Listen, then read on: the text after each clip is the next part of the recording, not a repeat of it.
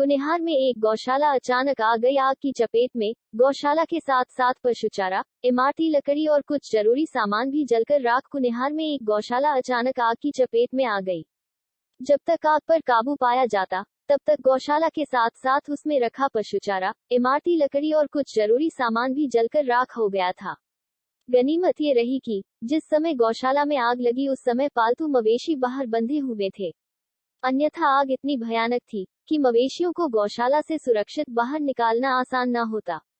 जानकारी के अनुसार कुनिहार क्षेत्र के गांव भटियून के ग्रामीण सोहन लाल ठाकुर अपंगता के कारण अधिकतर समय घर पर ही रहते हैं। साथ लगते अन्य किसी गांव में विवाह समारोह होने की वजह से परिजन व अधिकतर ग्रामीण वहां गए। घर में केवल उनकी छोटी बहू थी। जब बहू अपने मवेशियों के लिए गौशाला से चारा निकालने गई, तो उसने देखा कि गौशाला से धुआं उठ रहा है। उसने तुरंत इसकी सूचना अपने ससुर को दे दी।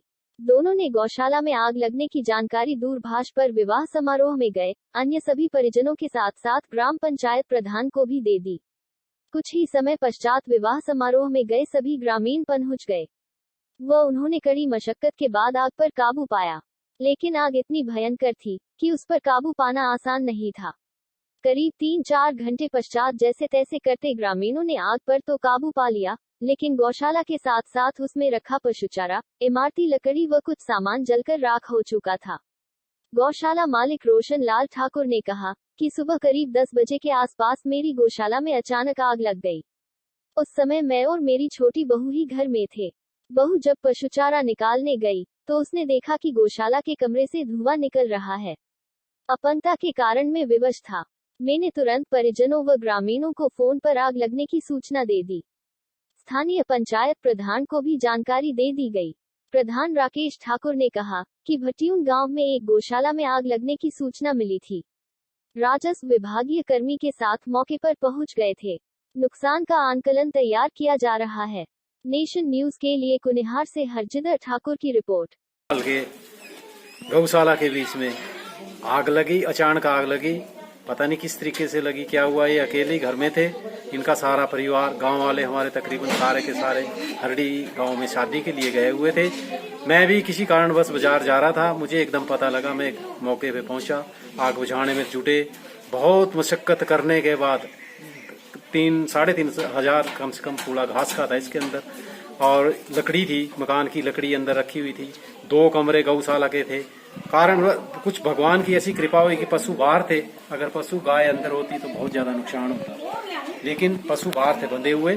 पशु बाहर बंधे होने की वजह से जितना अंदर घास फूसता हो तो जल गया, लकड़ी भी जल गई, लेकिन मकान की जो छत थी उसको जलने से बचा लिया गया। सारा गांव इकट्ठा हो गया, पूरा गांव इकट्ठा हो गया, और उसके बाद इसके ऊपर कंट्रोल कर लिया गया। नमस्कार जी, सुमन, मैं गांव भटियून सुमन बोल रही हूँ। गांव भटियून से हमारे घर में आग लगी गौशाला में, और हम शादी में गए हुए थे हल्दी गांव में। इधर मेरे हस्बैंड थे, वो पाइजे टांग से लंगड़े, कुछ कर नहीं पाए। बहू थी, नई थी, वो घास देने गई गऊ को, तो देखने लगी वहाँ धुआं लगा है। पता नहीं कैसे लगी, कोई पता नहीं चला।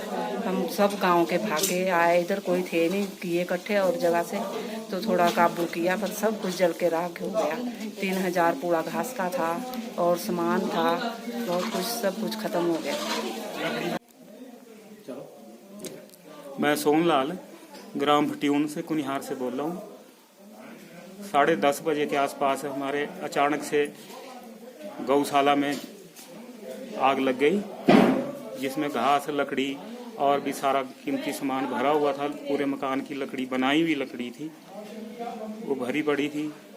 घर में कोई थे नहीं, सब शादी ब्याह में गए हुए थे। मैं अपंग आदमी, मैं मौके पे हल्ला ही कर सकता था, उसके ज़्यादा मैं कुछ कर नहीं सकता था। फिर भी सारे गांव वाले लोग इकट्ठे हुए, बहुत मेहनत करने के बाद आग तो बुझा दिया, लेकिन सारा नुकसान जो है ना कोई घास बच सका, ना मकान बच सका।